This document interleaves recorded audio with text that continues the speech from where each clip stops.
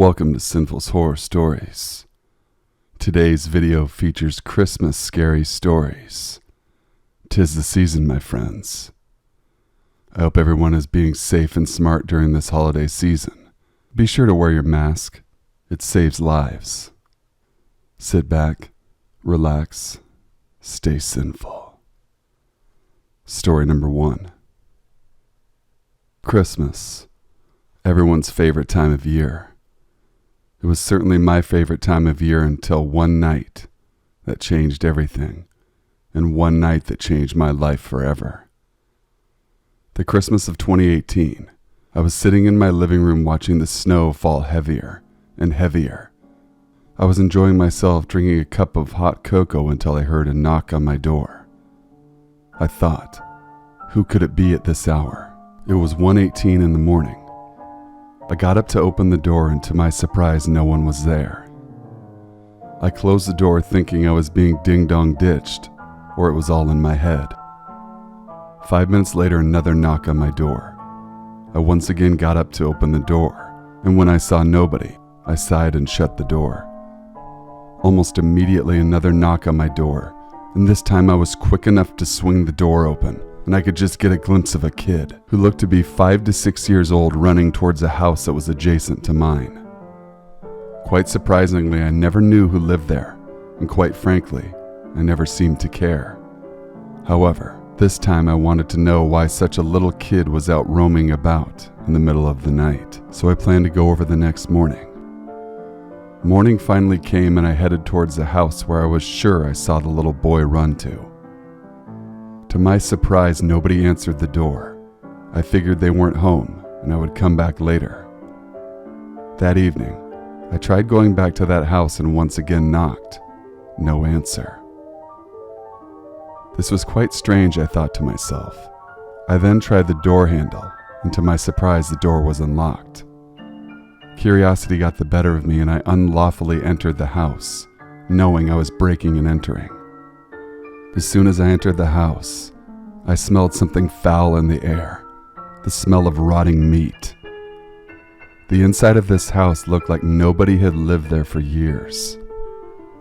I decided to check out the upstairs of the house. I climbed up the stairs and got to the top step. There were 5 bedrooms adjacent to each other. I checked out the one to my right. Nothing special, just a bed and a closet. I checked out the rest of the bedrooms and found nothing. Great, I thought to myself. This was a complete waste of my time. Just as I was about to leave, a woman tapped me on the shoulder, startling me. I knew I was caught red-handed, but just as I could say anything, that woman put her hand over my mouth and shushed me. I slowly backed away and sprinted back to my house. I heard the blood-curdling scream of the woman telling me to come back. I got back to my house and decided not to call the police. At 3 a.m., I woke up to the sounds outside my window. I looked out and saw the same woman staring back at me with a wide smile that ran across her entire face. Her crazed eyes stared back at me on the other side of the glass. I fell back in shock and dialed 911, and the police were at my location within minutes. I told them what happened, and they searched the house and found nothing. The police told me there was no signs of anyone there since the horrifying murder that took place inside that very house. I was shocked. I haven't heard of what had happened at all, and as it was an ongoing investigation, the cops weren't able to give any information I desperately wanted to know. The next day I did some research, and what I found out made me vomit. On December 31st, a mother and her son were brutally murdered inside that very same house, and their bodies have yet to be found. December 31st. I linked everything together and stared at myself in the mirror in pure horror. The events that took place this day changed me forever. The next 8 months, I quit my job and had to get therapy for the rest of the year. I started looking into depression and into thoughts of ending my own life. I would wake up at late hours of the night and see the woman's crazed smiles staring down at me, and I would scream in pure horror. It's been a year since this traumatizing experience, and I'm never the same person as I used to be. By the time you read this, I will be dead or somewhere far away. Far, far away. Story number 2. The countdown to Christmas had begun, and we were 5 days before the major holiday. My family awaited the arrival of my grandparents, aunts, uncles, and cousins. My name is Trudy, and I'm one of their 3 children. I have a sister named Katie who loves to ice skate. This will come into play in the story later. My mom is a great hostess and family organizer. Trust me, this family needs her. We were prepared for the family to arrive. Sweet smells of Christmas were everywhere in the house. Cinnamon, evergreen candy, and Christmas cookies. Katie loved ice skating in the small lake in the back of the property. She was a strong person and very well liked for 14 years old. The days coming up to Christmas Day were full of visiting, sharing old family tales and memories. As the dawn broke on Christmas morning, all 3 of us were out of bed at 7 a.m. We wanted to see if Santa had come. As our brother Doug is only 7, Katie and I play along with the Santa thing. As our relatives arrived, the house filled up faster and faster. Laughter and hugs were flowing in the air. We had new family members this past year, so crying babies filled the house too. Hey, it was family, and that was what meant the most to us. The weather had warmed up a bit overnight. Everything seemed to be much merrier than in the years past.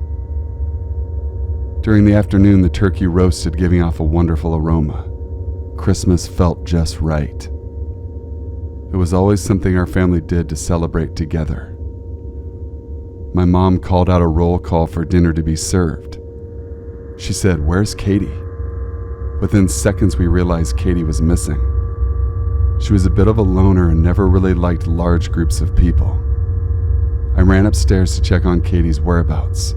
Then I heard the back door slam. It was Dad heading outside to look for her. Dad was outside walking the property. He came around the west side of the yard, which faced the pond.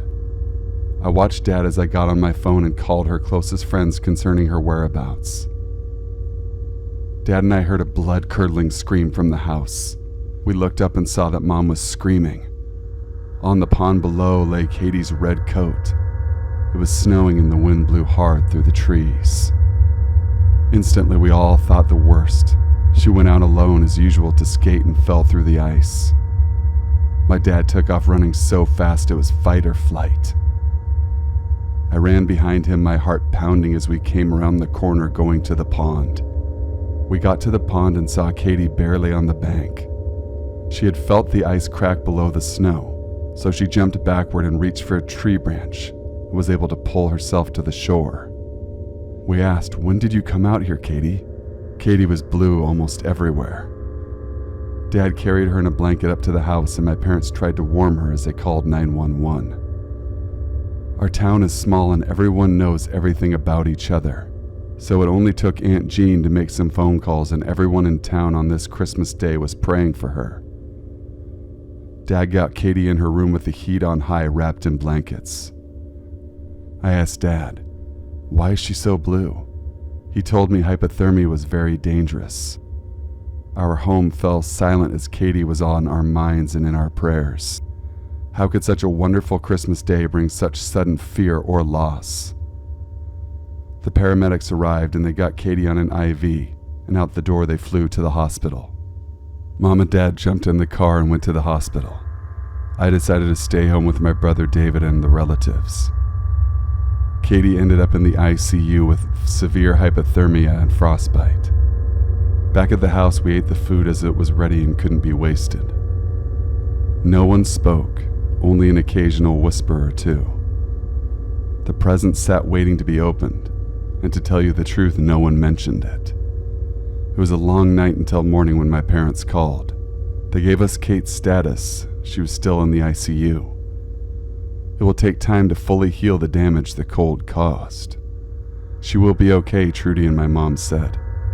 This Christmas had us holding our breath. I hung up the phone and gave the house full of the family the news. I could hear them all sighing with great relief that at least she was still alive. In the panic, apparently Grandma Martin had passed away in the recliner next to the tree. Perhaps the sheer terror of thinking Katie might be gone was too much for her heart to bear, or she got her Christmas miracle as she suffered so much. She always said, "I want to go to heaven." Christmas wouldn't be a bad time. Katie's ICU recovery stayed with the family for Christmases to come. We will never forget Christmas of 2019. Story number 3. Hi, my name is Jay, and this is the most traumatizing experience of my life. It was Christmas of 2017. I was 11 at the time when this occurred. It was just like a day like any other. My parents were both doctors, so they constantly went in and out at work and never had a problem leaving me home alone. It was 8 o'clock and I was just watching a movie when I heard rustling in my bushes. My cat had gone for a walk and I thought she was coming back, so I didn't think anything of it. 5 minutes passed and I had forgotten about the rustling until my motion light turned on. Again, thought it was my cat, so I thought nothing of it. 5 minutes went on and the motion light was still on, so now I was on high alert. I went to look out my window and saw nothing. Okay, weird, I told myself. 10 minutes and I was still on high alert. 2 minutes later, I saw my motion light turn on again, and this time I thought it was some kids trying to mess with me. So instead of looking out, I turned on my dad's camera system, and what I saw will haunt me for the rest of my life. 3 large men wearing vendetta masks were standing on my patio porch. I immediately turned off my TV and the lights and went to my kitchen and grabbed the largest knife I could find. I then immediately ran into my mom and dad's master bedroom, locked the door and hid under their bed, using the bed sheets to cover me. I then dialed 911 and told the officer I needed help.